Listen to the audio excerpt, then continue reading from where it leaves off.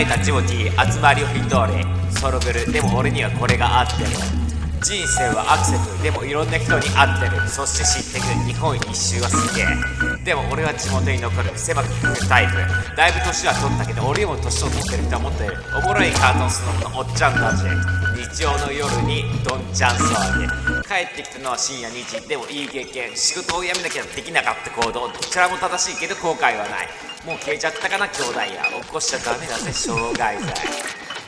もしくはピエール滝よりも危険な光。だって格好は自衛隊。これで歩くのは実変態。先輩との仲良いして合い。俺の周りはいつも危険地帯。